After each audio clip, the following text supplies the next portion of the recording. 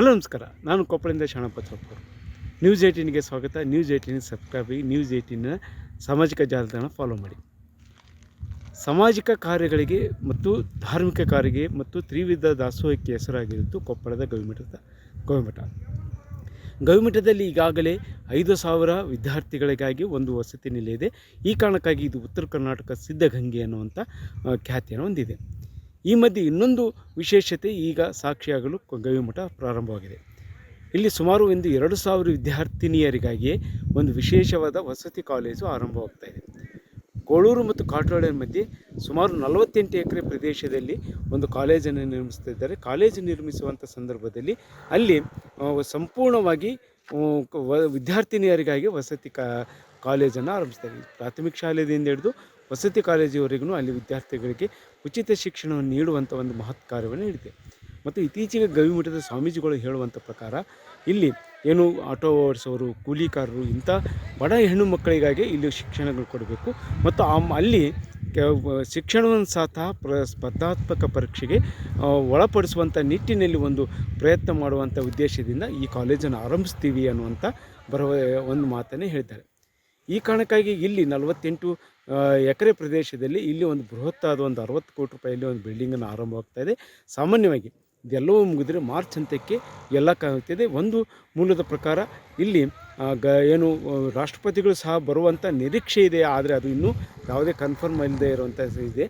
ಆದರೆ ಒಟ್ಟಾರೆಯಾಗಿ ಇಲ್ಲಿ ಈಗೇನು ಮುಂದಿನ ಶೈಕ್ಷಣಿಕ ವರ್ಷದಲ್ಲಿ ವಿದ್ಯಾರ್ಥಿನಿಯರಿಗಾಗಿ ಇಲ್ಲಿ ಒಂದು ಉಚಿತ ಪ್ರಸಾದನ ಏನು ಕಾಲೇಜ್ ಆರಂಭಿಸಿದೆ. ಈ ವಸತಿ ಸಹಿತ ಕಾಲೇಜಿನಲ್ಲಿ ಬಹುತೇಕ ಬಡ ಮಕ್ಕಳಿಗೆ, ಹೆಣ್ಣು ಮಕ್ಕಳಿಗೆ ಇಲ್ಲಿ ಅವಕಾಶ ಕೊಡುವಂಥ ಕಾರ್ಯಕ್ಕೆ ಈ ಗವಿಮಠ ಸಾಕ್ಷಿ ಆಗ್ತಾ ಇದೆ ಅನ್ನುವಂಥದ್ದು ವಿಶೇಷ.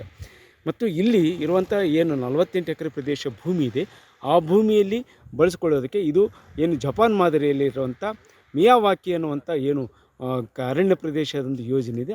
ಇದನ್ನು ಇಲ್ಲೇ ಬಳಸಿಕೊಂಡು ಮಿಯಾವಾಕಿ ಇದರಲ್ಲಿ ಸುಮಾರು 25,000 ಗಿಡಗಳನ್ನು ಬೆಳೆಸಬೇಕು ಅನ್ನುವಂಥ ಉದ್ದೇಶ ಇದೆ.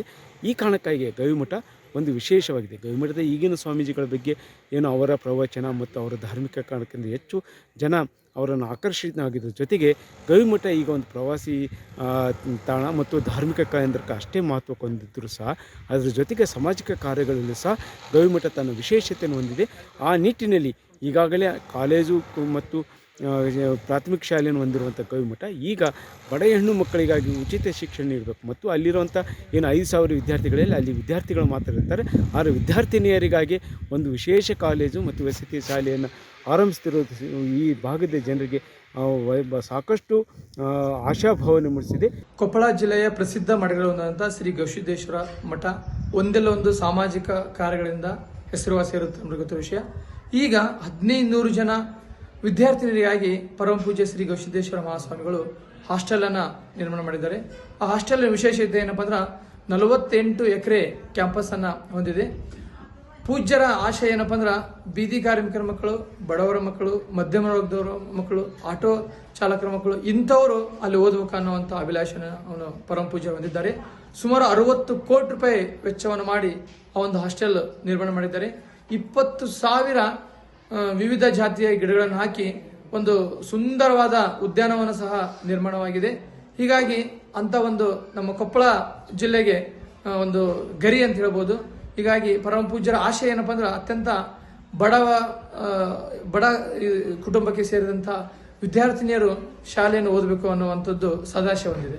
ಇದು ಗವಿಮಠದ ಬಗ್ಗೆ ಇನ್ನಷ್ಟು ಹೆಮ್ಮೆಯನ್ನು ಹೆಚ್ಚಿಸುವಂಥ ಕೆಲಸ ನಡೀತಾ ಇದೆ. ಶರಣಬಸಪ್ಪ, ನ್ಯೂಸ್ 18 ಕೊಪ್ಪಳ. ನಿರ್ಭೀತ, ನಿಷ್ಪಕ್ಷಪಾತ, ವಿಶ್ವಾಸಾರ್ಹ ಸುದ್ದಿಗಳಿಗೆ ಮತ್ತೊಂದು ಹೆಸರಾಗಿರೋ ನ್ಯೂಸ್ 18 ಕನ್ನಡ ಈಗ ಆಪ್ನಲ್ಲೂ ಲಭ್ಯ ಇದೆ.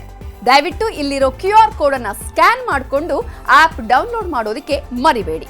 ನಿಮ್ಮ ಬೆಂಬಲ ಹೀಗೆ ಸದಾ ನಮ್ಮೊಂದಿಗಿರಲಿ. ಧನ್ಯವಾದ.